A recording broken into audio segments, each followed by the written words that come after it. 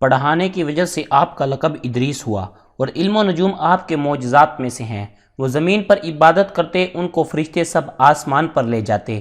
حضرت ادریس علیہ السلام ہر روز پیراہن سیتے تھے اور ہر وقت سینے میں اللہ کی تسبیح کرتے رہتے تھے، اور وہ سلائی کی اجرت کسی سے نہ لیتے تھے۔ ایک روز کا ذکر ہے کہ وہ اپنے کام سے فارغ ہو کر بیٹھے تھے کہ اسی وقت ملک الموت اللہ کے حکم سے آدمی کی صورت بن کر حضرت ادریس علیہ السلام کے دروازے پر رات کے وقت آ پہنچے۔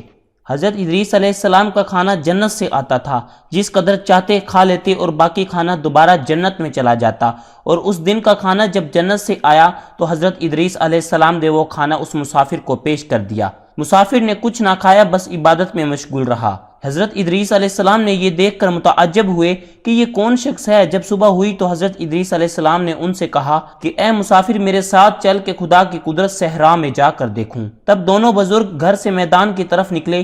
جاتے جاتے ایک گیہوں کے کھیت میں پہنچے تو حضرت ملک الموت نے کہا کہ چلو اس کھیت سے چند خوشے گیہوں کے لے کر ہم تم مل کر کھائیں۔ حضرت ادریس علیہ السلام نے کہا کہ عجیب ہے کہ تو نے رات کو کھانا حلال نہ کھایا اور اب حرام کھانا چاہتا ہے۔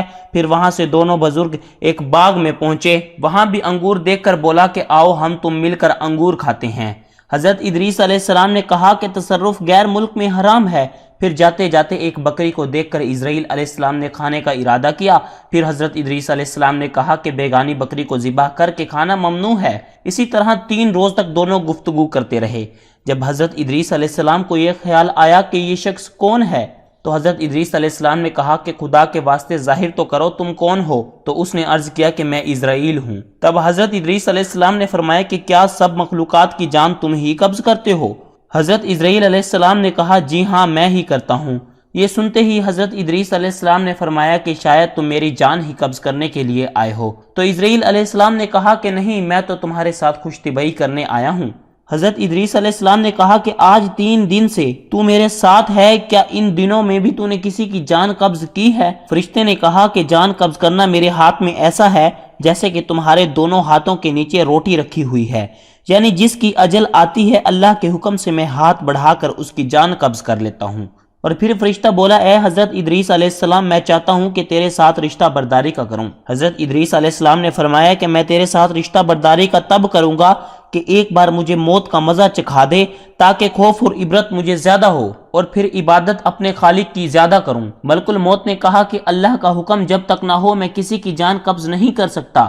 تب حضرت ادریس علیہ السلام نے اللہ کی درگاہ میں عرض کی تو اللہ نے ملک الموت کو حکم دیا کہ جان قبض کر، تو پھر انہوں نے جان قبض کر لی۔ پھر ملک الموت نے خدا کی درگاہ میں دعا مانگی تو اللہ نے حضرت ادریس علیہ السلام کو دوبارہ زندہ کیا، اور حضرت ادریس علیہ السلام نے اٹھ کر ملک الموت کو اپنی گود میں لے لیا اور دونوں نے رشتہ آپس میں برداری کا لگایا۔ پھر ملک الموت نے حضرت ادریس علیہ السلام سے پوچھا کہ تلخی جان کنے کی کیسی تھی؟ تو حضرت ادریس علیہ السلام بولے جیسے کسی زندہ جانور کی کھال سر سے پاؤں تک کھینچی جاتی ہے۔ ملک الموت نے کہا اے بھائی، قسم ہے میرے اللہ کی، جتنی آرام سے میں نے آپ کی جان نکالی اتنی کسی کی نہیں نکالی۔ تو پھر حضرت ادریس علیہ السلام نے فرمایا اے بھائی، مجھے دوزخ دیکھنے کا شوق ہے، تو مجھ کو اس کے دروازے پر لے چل تاکہ اس کے دیکھنے سے مجھے اللہ کا خوف زیادہ ہو اور پھر میں زیادہ عبادت اور بندگی کروں۔ تب ملک الموت نے اللہ کے حکم سے حضرت ادریس علیہ السلام کو 7 طبق دوزخ کے دکھائے۔ پھر حضرت ادریس علیہ السلام بولے اے بھائی، مجھے جنت دیکھنے کا شوق ہے کہ اسے دیکھ کر خوشی حاصل کروں گا اور عبادت زیادہ کروں گا۔ تو پھر وہ اللہ کے حکم سے ان کو جنت کے دروازے پر لے گئے اور انہوں نے جنت کے منظر اپنی آنکھوں سے دیکھے، اور پھر کہنے لگے کہ میں موت کا مزہ تو چکھ چکا ہوں اور دوزخ بھی دیکھ چکا ہوں، مگر جگر میرا پیاس کے مارے جل گیا، اجازت ہو تو جنت میں جا کر ایک پیالہ پی لوں؟ تو ملک الموت نے کہا کہ پہلے آپ وعدہ کرو کہ واپس آ جاؤ گے۔ تو حضرت ادریس علیہ السلام نے واپس آنے کا عہد کر لیا کہ میں واپس آ جاؤں گا، اور اللہ کے حکم سے جنت میں داخل ہو گئے۔ کچھ دیر بعد ملک الموت نے ان کو آواز دی کہ اے بھائی دیر مت کرو۔ اس کے جواب میں حضرت ادریس علیہ السلام نے فرمایا اے مشفق جبار عالم فرماتا ہے کہ ہر جی کو موت کا مزہ چکھنا ہے، اب تو میں موت کا مزہ چکھ چکا ہوں، اے بھائی میں ہرگز باہر نہیں آؤں گا۔ درگاہ باری سے آواز آئی اے اسرائیل، تو حضرت ادریس علیہ السلام کو چھوڑ کر واپس چلا جا، میں نے ان کی تقدیر میں بھی لکھا تھا کہ حضرت ادریس علیہ السلام موت کا مزہ چکھ کر اور دوزخ بھی دیکھ کر جنت میں رہے۔ تب حضرت اسرائیل علیہ السلام بولے کہ جنت حرام ہے انبیاء پر جب تک کہ خاتم الانبیاء داخل نہ ہو۔